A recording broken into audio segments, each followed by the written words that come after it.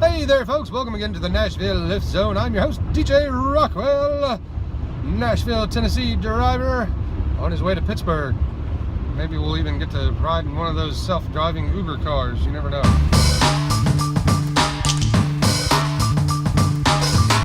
But anyway, we're still about 190 miles away from Pittsburgh. So here's another video for you.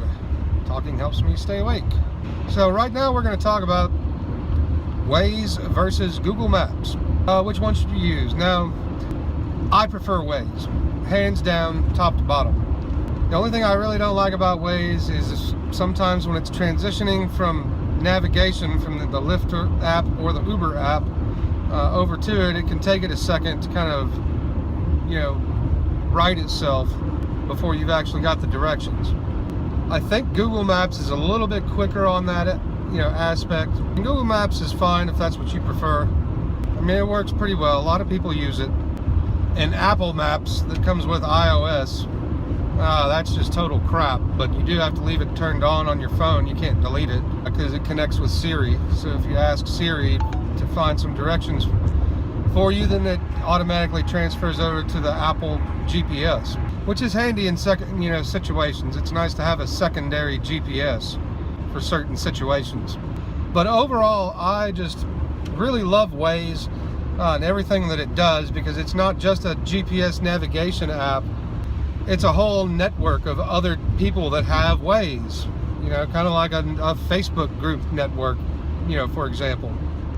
So you've got all these other drivers out there that are using WAZE to get around, and it's a little bit like a video game in a way. You can drop, if there's an accident, you can put a marker on the WAZE map that lets other drivers know that there's an accident, or a traffic backup, or police, cars on the side of the road, objects on the road.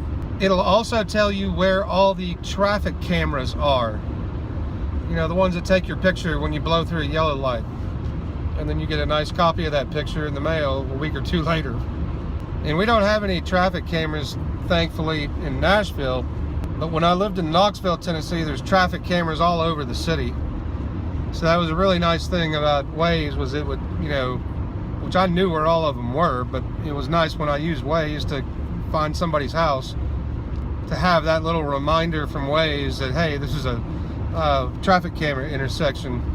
On some things, you can actually cancel the notification if another driver has marked that there's a car on the side of the road or a police trap, and that car is no longer there. Most of them, you can actually delete that report. It also tells you where construction zones are. It tells you where some road closures are. I've even had WAZE before that someone's reported an accident up ahead that has traffic at a standstill, and WAZE automatically rerouted me off the interstate before I got to the traffic backup, and I had to take a parallel road that ran kind of near the interstate until I got around that, and then it routed me back onto the interstate once I was past the accident. And sometimes WAZE will do some funny, it seems like it's doing like, hey, why is it taking me this way? And then usually every time I ignore what WAZE is telling me and like go, keep going that way, and then I run into a traffic backup, and I'm like, oh, that's why it was telling me to go a different way. Sometimes it does take you on just some completely whacked out, wonky routes that make absolutely no sense whatsoever. And those usually happen within a couple days after they put out an update for WAZE, which is usually like once a week, maybe every 2 weeks, I don't know. Whatever it is.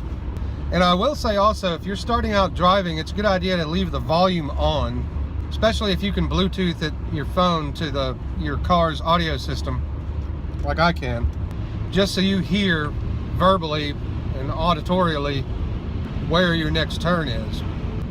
Now I've been driving for 4 months, and honestly, it got the voice prompts just got annoying, and I didn't really need them anymore because I know my way around the city. Onto Ellington Parkway, I-65 North, US 441E. Turn right onto blah, blah, blah, blah, blah. 500 feet, turn right onto blah, blah, blah, blah, blah, blah, blah, blah, blah. Turn right. So that was just getting really annoying after a couple months. And I had a little fun with it a couple times where I switched the voice accent to like an British English, accent. And at one time I switched it to an Australian accent just to give some amusement to myself. And that was actually a big hit with passengers, switching it over to the, you know, the funny accents and hearing the different ways it pronounces things. But eventually I just turned the voice prompts off. And another reason was every time, you know, my phone's Bluetoothed to my car's stereo, but I also play music on my phone on all my playlists for the passengers. So every time I'd get a voice prompt command from WAZE, it automatically lowers the stereo volume and amplifies the voice volume, which got really annoying, especially if passengers were, you know, jamming out to a song, which happens a lot, and the directions kept interrupting. So I just keep the volume turned off now.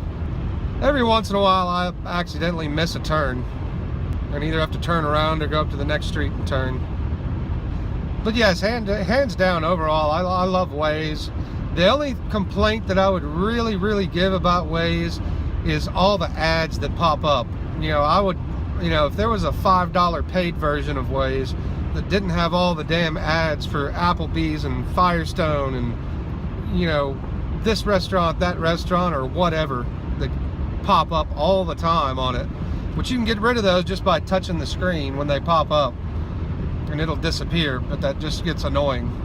You know, I'm not kidding, I would pay $5 for a version of WAZE just that didn't have any ads on it. Because if you're just using it for navigation for Lyft or Uber, that does, I mean, it pops up a lot. Oh, and another thing that WAZE also does is it shows you digitally what your speed is and what the speed limit is. That's real handy. So I hope my experience with WAZE over the last 4 months has kind of helped you a little bit. I mean, it's a free app. You know, Google Maps is free too, and it's just really personal preference. So that's my 2 cents on Google Maps versus WAZE. So I'll catch y'all again next time in the Nashville Lift Zone. This is DJ Rockwell, signing off and driving to Pittsburgh.